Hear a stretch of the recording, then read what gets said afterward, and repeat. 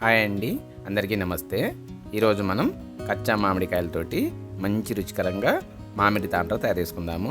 పుల్ల పుల్లగా తీయగా మంచి రుచికరంగా ఉంటుంది. పని కూడా ఎక్కువ ఏమి ఉండదు, మస్తు తొందరగా అల్కా తయారు చేసుకోవచ్చు. మీరు కూడా మీ ఇంట్లో ఒకసారి ఈ మామిడి తాండ్ర తయారు చేసుకొని చూడుర్రి, మస్తు మంచిగా ఉంటుంది. ఇక ఇప్పుడు మనము ఈ మామిడి తాండ్ర తయారు చేసుకుందాము. నేను ఇక్కడ ఒక 3 పచ్చి మామిడికాయలను మంచి శుభ్రంగా కడిగి తీసుకున్నా. ఇక ఇప్పుడు ఈ మామిడికాయల మీద పొట్టు ఉంటుంది కదా, ఆ పొట్టును ఒక చాకుతో తీసేసుకోవాలి.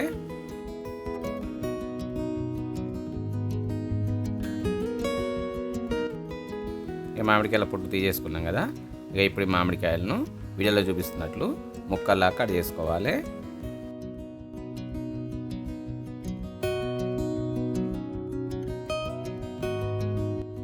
ఇక మనము మామిడికాయ ముక్కలను చిన్న కట్ చేసుకున్నాం కదా, ఇక ఇప్పుడు వీటిని ఒక కుక్కర్లో వేసుకోవాలి. కుక్కర్లో వేసుకున్నాక ఒక చిన్న చాయ్ గ్లాసు తోటి 2 గ్లాసుల నీళ్ళు పోసుకోవాలి.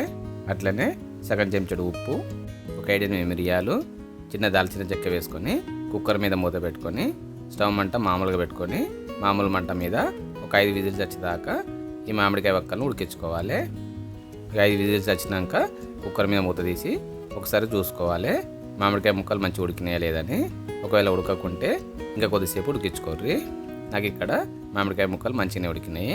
ఇక ఇప్పుడు వేరొక కడాయిలో జాలి పెట్టుకొని ఆ జాలి పైన మనం ఉడికించుకున్న మామిడికాయ ముక్కలు వేసుకొని ఒక చెంచాతోటి వీడియోలో చూపిస్తున్నట్లు ఈ మామిడికాయ ముక్కలలో ఉన్న రసాన్ని చెంచాతో ఒత్తుకుంటా వేరొక గిన్నెలో వేసుకోవాలి. చూస్తున్నా వీడియోలో మనకు మామిడికాయ రసం వచ్చింది. ఇక ఇప్పుడు ఈ మామిడికాయ రసం ఉన్న కడాయిని స్టవ్ మీద పెట్టుకొని స్టవ్ మంట తక్కువ పెట్టి ఒక 2 నిమిషాల పాటు ఉడికించుకోవాలి. ఇక 2 నిమిషాలు ఉడికినాక దీంట్లో ఒక కప్పు చక్కెర వేసుకొని ఊకే కలుపుకుంటా తక్కువ మంట మీదనే ఒక 10 నిమిషాల పాటు ఉడికించుకోవాలి.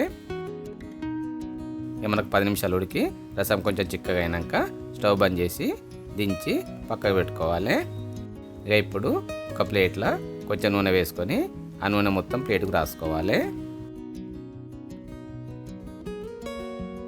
ఇక ప్లేట్కు నూనె రాసుకున్నాం కదా, ఇక ఇప్పుడు మన మామిడి పళ్ళ రసాన్ని ఈ ప్లేట్లో వేసుకోవాలి. ఇక ప్లేట్లో వేసుకున్నాక ఈ మామిడి రసం అనేది ప్లేట్ నిండా అంతటా సమానంగా వచ్చేటట్టు ప్లేట్ను కలుపుకుంటా మామిడి రసం అంతా సమానంగా అయ్యేటట్టు చూసుకోవాలి. ఇక ఇప్పుడు దీన్ని ఒక ఫ్యాన్ కింద 3-4 రోజుల పాటు ఆరనియాలి. నేను ఇక్కడ 4 రోజుల పాటు ఆరబెట్టుకున్నా. నాకు ఇది మంచిగా నారింది.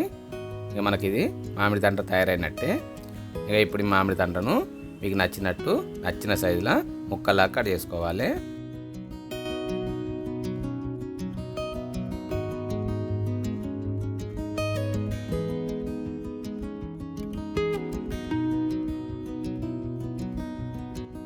చూసిరి కదా మామిడి తండ్ర ఎంత మంచి తయారైందో.